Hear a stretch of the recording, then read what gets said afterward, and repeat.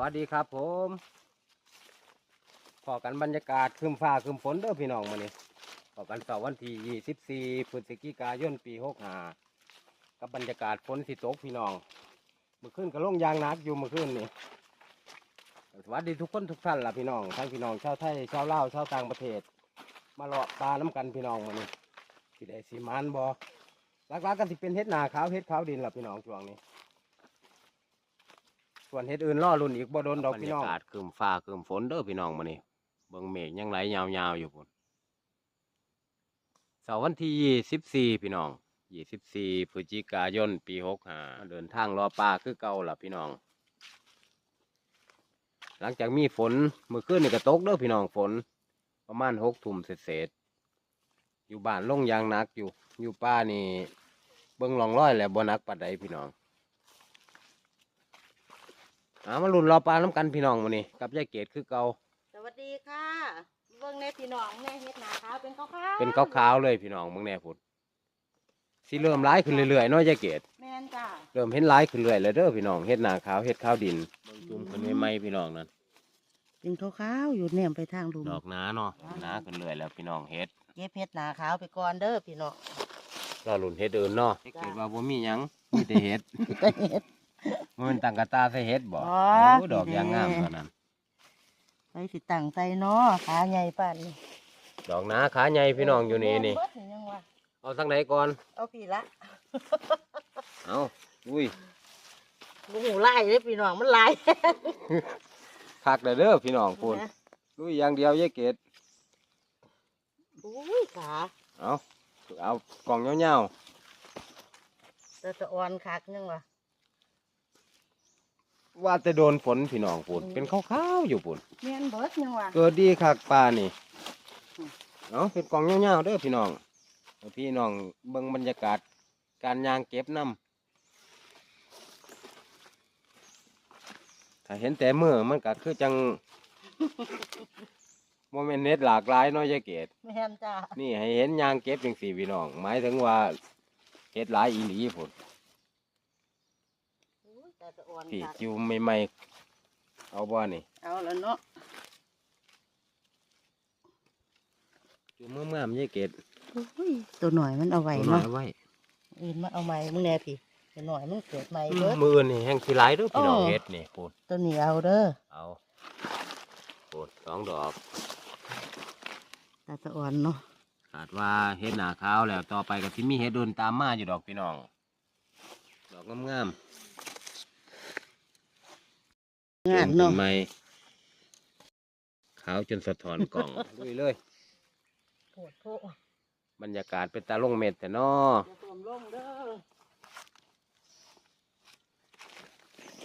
ว่านกับมันไปตาหนึ่งเด้อพี่น้องพี่พิษนาขาวถ่ายเฮ็ดเผงขาดว่าเฮ็ดผงแดงข้ามมีซีดอยู่ดอกพี่น้องโอ้ยผลบ่มียังเลยมีแต่เฮ็ดบ่มียังเลยมีแต่เฮ็ดเอาลุยว่ามันสิบ่ได้เก็บเฮ็ดแล้วพี่น้องปีนี้ในที่สุดก็ได้เก็บอีกคือเก่าพูดเป็นขาวๆเลยเอาให้เบิ่งยายเก็บไกลๆน้ำพี่น้องยางเก็บของแท้เลยตอนนี้ใส่ไปตองพูดกล่องไปก่อนคนเก็บหรอบัด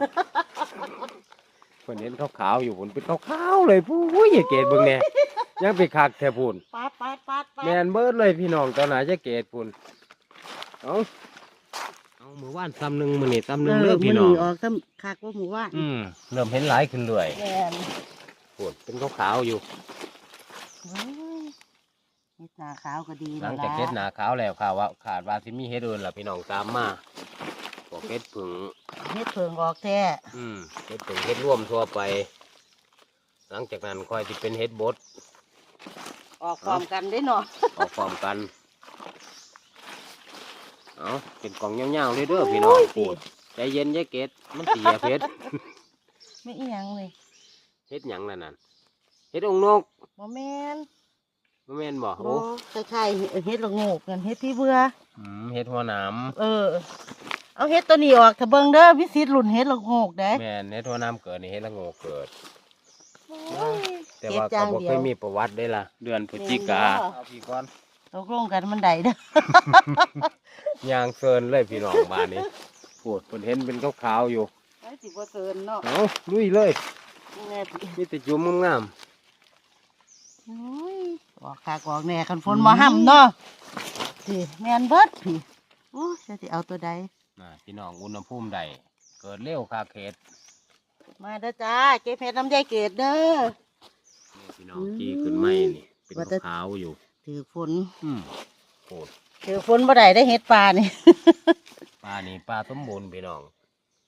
อุณหภูมิใดความชื้นใดนี่เกิดทันทีพี่น้องเฮ็ดเอาต่อกันย่ำเสากับมานเลยพี่น้องนิ่มบ่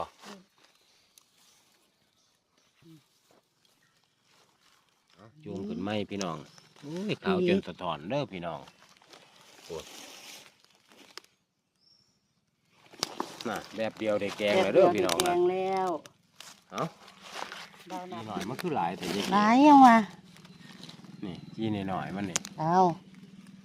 แม่นเบิดเลยพี่น้องพี่ แอนเบิร์ด ฝนตกนกกระหาวเนาะ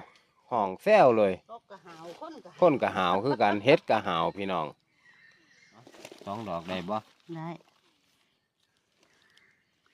ว้าคันบ่ถือฝนคือสิงามแฮะ ถ้ามันเกิดอากาศหนาวมันสิดอกหนาเลย แม่น เฮ็ดข้าวดินขาสันเนาะ ขาสั่นแฮะตัวนี้บ่ได้ดอก ตัวนี้บ่ได้ลุ้นน้ำกันพี่น้องเสาร์วันที่24จักโมงสิเต็มตาใจเกตเมื่อวานก็เกือบหล่นตาเด้อพี่น้องอุ้ยขาเนาะ ขาเนี่ย ดอกหนาขาใหญ่แห้งโอ้ต่อหนาผลยาเกตแมนเบิดผล กระถวนด้วย เอ้าช่วงเป็นตามานอยู่ดอกพี่น้อง มันตะเสาแน่ยานฝนลงเลย แน่เด้อพี่น้องเฮ็ดนาแหล่เฮ็ดดินเฮ็ดร่วมทั่วไปอาจเกิดก็เป็นได้อุณหภูมิปานเดือน6เนาะยายเกต แม่นจ้ะจะสะออนเฮ็ดนาน ก็หลังเขียวก็เกิดแล้ว กำลังเห็นดอกโอ้ นั่น ยพี่เด้ ลูกหน่อย อุ้ยมีสีอยู่ตัว มี นี้ เฮ็ดยังว่าสิเกิดทุกเฮ็ดเด้อพี่น้อง คุณนั่นโอ้ ยังดีอยู่พี่น้องมีเฮ็ดให้เก็บ แม่น เดือนพฤศจิกาก็เกือบสิ้นแล้วก็ยังมีอยู่พี่น้อง ลักษณะฝนมาหลาแบบนี้คาดว่าสิได้พอกันยาวๆอยู่ดอกพี่น้องกับการเข้าป่าเก็บเห็ดหอดปีใหม่ไปจักหน้อยยายเกต แม่นอยู่อยู่ดอกปีนี้เก็บไปเรื่อย ได้บ่ดอกนี่ ๆได้งามปาน ยังสวยอยู่ มาเบิ่งในพ่อใหญ่เลี้ยงจากนี่ตาเห็ดพุ่น แม่นเบิดเลยเนาะ อุ้ยแม่น แม่มไปเป็นขาวๆพี่น้องเดินนี่แม่นเบิดเลยพุ่น ออกโคดออกโค เดินเฮาเก็บมื้อวานกันสิคักคือกันเนาะหมายถิ่มเก็บมื้อวานบ่ทันได้ไปเด้อพี่น้องเอ้าลุย ดูอินแล้ว เฮ็ดหน้าขาวนี่ก็สุดยอดเลยล่ะพี่น้องแกงหวานคือกัน มีเฮ็ดให้เก็บตลอดเนาะ อืม ออกอยู่เบิดปีคันฝนตก ถ้ามีฝนตกเกิดโหลดพี่น้องบ่เฮ็ดหนึงก็เฮ็ดหนึงล่ะพี่น้องได้เก็บกันเรื่อยแต่ว่ารอบนี้บ่แน่อาจสิมีทุกเฮ็ดมีหลายเฮ็ดอยู่ดอกพี่น้องตามมาขึ้นไหม โคดนอจีหน่อยก็มีออกโคดออกโปโอน ถึงจุ่มถึงบานล่ะพี่น้องตรงเนี้ย ตรงแน่พี่ จุ่มตุปุอยู่ยาวอย่างเดียวยายเกด ยาวเลย เดี๋ยวฝนมามันสิบ่ได้ยาวเมื่อวานเก็บแลนฝนเด้อพี่น้องสุดท้ายโอ้ โอ้คากเงี้ยผลจีหน่อยมันก็หลาย มื้ออื่นนี่สิหลายกว่านี้ได้ หลายกว่านี้ นี่น้อยๆขาวๆนี่แม่นเบิดล่ะ แม่น พี่น้องจีขึ้นใหม่ มึงจีเรา อืม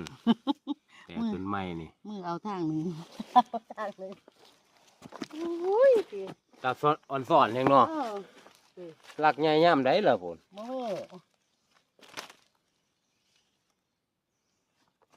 เป็นขาวๆเลยพี่น้องเอ้ย เกิดค่ะเกิดเนี่ย เอ้าเปิดใจคนมาเก็บเฮ็ดอยู่ดอกพี่น้อง นี่มาทางพี่ก่อน ทั้งปุ่นบ่ดอกนี้เด้ ไหน แม่นเบิดมันขึ้นใหม่ เอาอยู่บ่ เอาไว้มื้ออื่นบ่ เอา เอา ใน ได้ จัก แล้ว บาทเอาได้แล้วละ เอา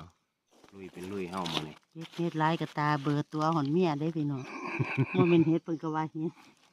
สีมันคือกัน เฮ็ดใหญ่เลยอุ่นเฮ็ดทั้งดอกบ่ใหญ่เนาะ จุ่มขึ้นไม้ก็มีพี่น้อง นี่ สิอันนี้เก็บกับปานดำหน้าเด้อพี่น้อง ติด เนาะ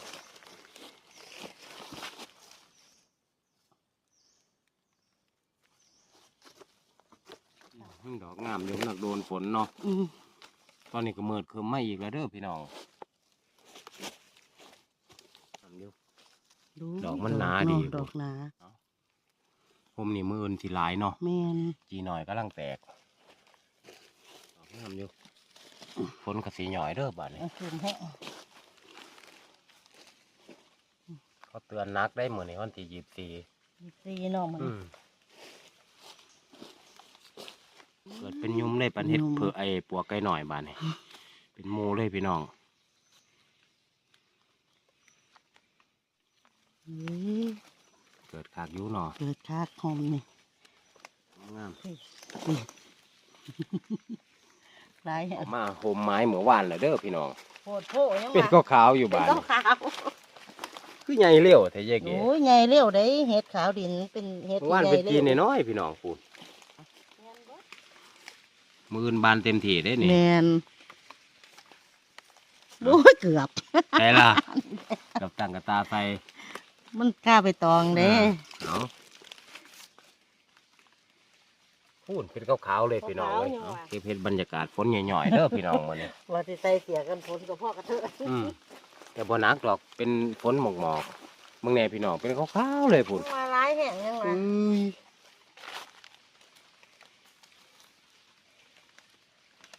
เห็ด เสี เดื ย อนพ อ ฤ ย่าง ศ เดี จิ ยว กายนพี่น้องแค่ฝนตกมามือสองมือ เกิดแซวเลยเห็ด เกิดขนาดเนาะ โอ้ยเอาเป็นกล่องเงาวๆพี่น้อง หมู่บ้านมันหน่อยที่เฮาบ่เอาบัดนี้มากมื้อนี้มันใหญ่ เก็บเห็ดหนาขาวเห็ดขาวดินนี่ล่ะพี่น้องไปก่อน จะค่อยล่อหล่นเฮ็ดเผิงน้ำกันจ้ะ เห็ดผงเห็ดอื่นเดี๋ยวก็ตามมาพี่น้องบ่โดนดอกใหญ่เร็วอีหลีเนาะ อุตกใจ ดอกงามๆพี่น้องฝนก็หย่อยเพราะฝนบาดนี่ หน่อยทำนี่ได้อยู่แต่อย่าแห้งเด้อ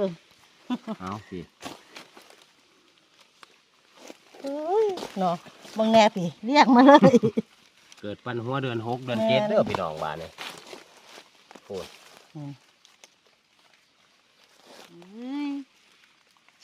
เราตามพรมตามไม้ที่มันเคยเกิดเด้อพี่น้อง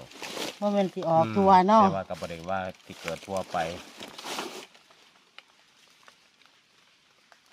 ดอกสวย พี่จูมพอ ๆธรรมชาติถ้ามันสมบูรณ์กับแนวนี้แหละพี่น้องโดนฝนบ่ได้เกิดทันทีเห็ดผมเลยเนาะ แก่ลมเลย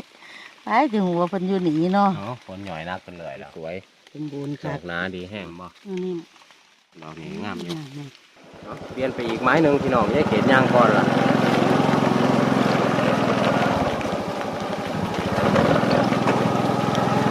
เอาฝนกับน้ำเม็ดเรื่อยๆเด้อพี่น้อง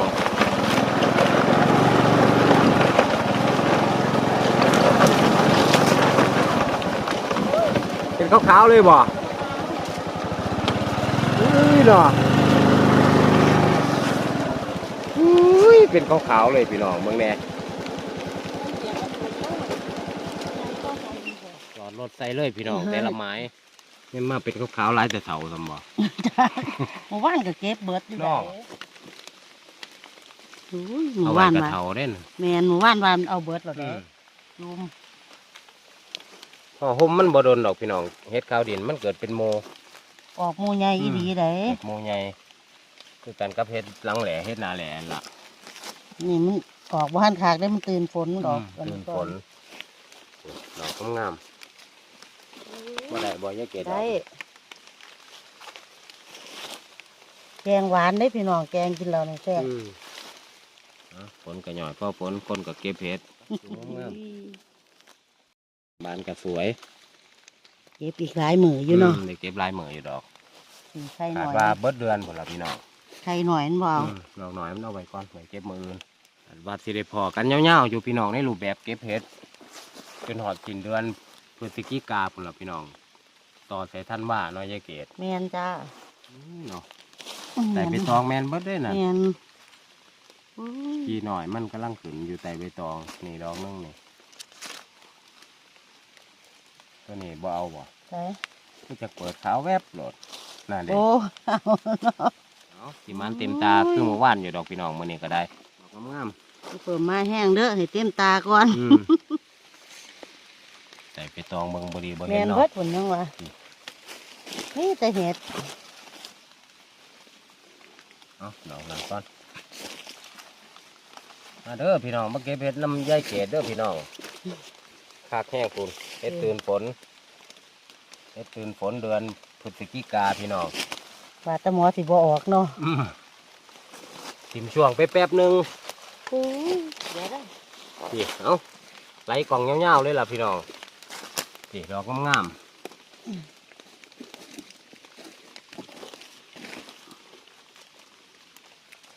มันดอกหนึงได้บ่ได้ไหม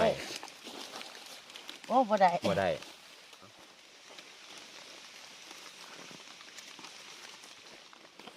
ที่เต็มตาเลยพี่น้องบ้าน มามึงแน่ฮู้ แมนเบิร์ดแต่ใบ แมน ตอง เบิดยังวะ พี่น้องนี่แต่ใบตองนั่นก็แม่นน่ะ แมน อ้าวถอยมาทางพี่ ไหน ยักมาพี่ทางขวา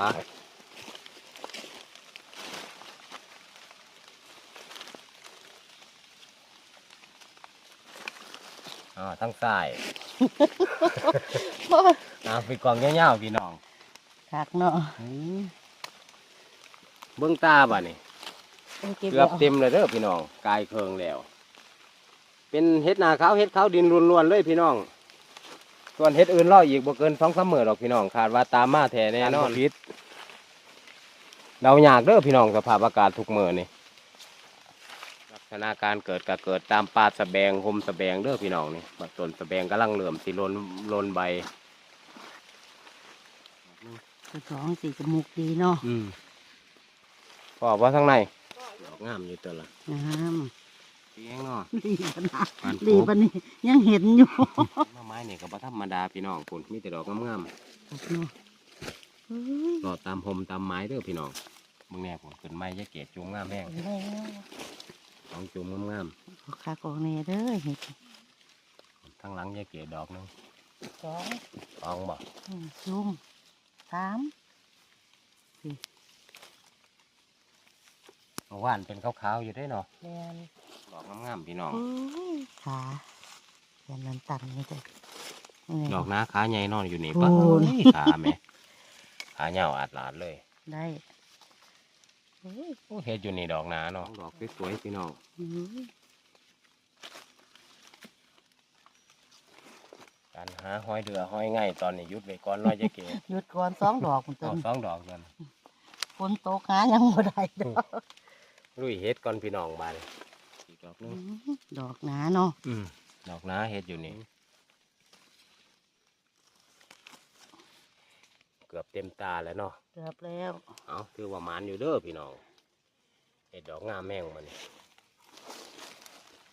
รดน้ำกันพี่น้องว่าสิเต็มตายายเกดบ่มันนี่ถึงบ่เต็มก็ถือว่าหมานอยู่ดอกพี่น้องสีแดงดอกแรกของมือ แดงน้ำหมากเนาะ ไอ้แดงน้ำหมากโอ้ย ก็สิมีขึ้นมาเรื่อยๆแล้วพี่น้องเอามาดอนนี่เปลี่ยนสีเนาะ เปลี่ยนสี เปลี่ยนจากสีขาวเป็นสีแดงพี่น้องยายเกดโฮมนี่อู้งามตัวละพี่เอาลุย นี่เกิดเป็นยมเลยพี่น้อง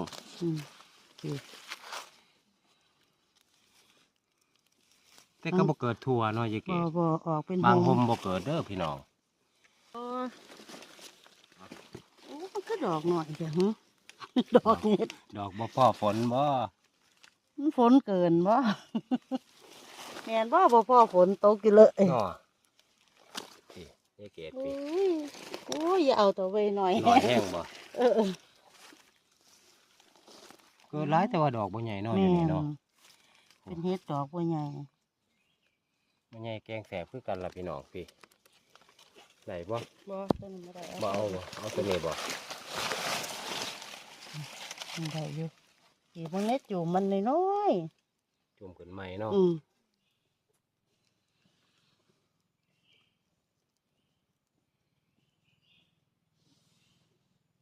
จุ่มใหม่ขึ้นใหม่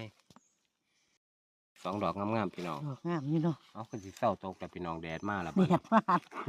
มันหยานบ่หนาวบ่ตกมา คือสิแม่นเบิดหมานเด้อพี่น้องมานี่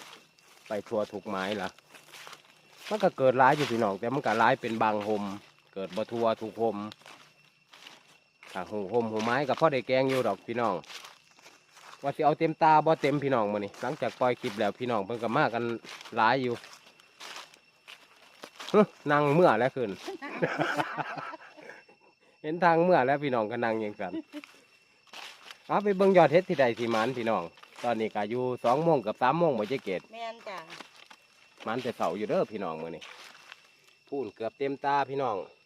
ว่าสิเอาให้เต็มบ่เต็ม ปล่อยให้ลูกให้หลานมันเก็บน้ พี่น้องเพิ่นมาทางเงินเพิ่นก็อยากคือการปล่อยเพิ่นเอาน้ำพอได้เมื่อแกงสำหรับคลิปวันที่24พฤศจิกายนปี65พี่น้องก็คือสิแม่นเบิดหมานซ้ำนี่ล่ะพี่น้องเฮ็ดที่ได้ลักๆก็เป็นเฮ็ดหนาขาวเฮ็ดขาวดินเด้อพี่น้องเก็บเฮ็ดหนาขาวเฮ็ดขาวดินนี่ล่ะล่อเฮ็ดอื่นไปก่อนขาดว่าอีกบ่ดนอาจสิมีเฮ็ดอื่นเกิดตามมาพี่น้องก็คอยรอลุ้นน้ำกัน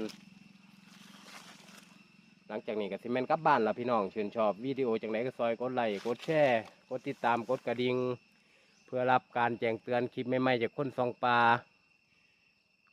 าขอขอบคุณทุกไลค์ทุกแชร์พี่น้องฝนก็มาเพราะฝนมานี่ ขอบคุณทุกไลค์ทุกแชร์ทุกคอมเมนต์ทุกคำที่ชมละพี่น้องคอยรอลุ้นน้ำกันมาคลิปใหม่มือใหม่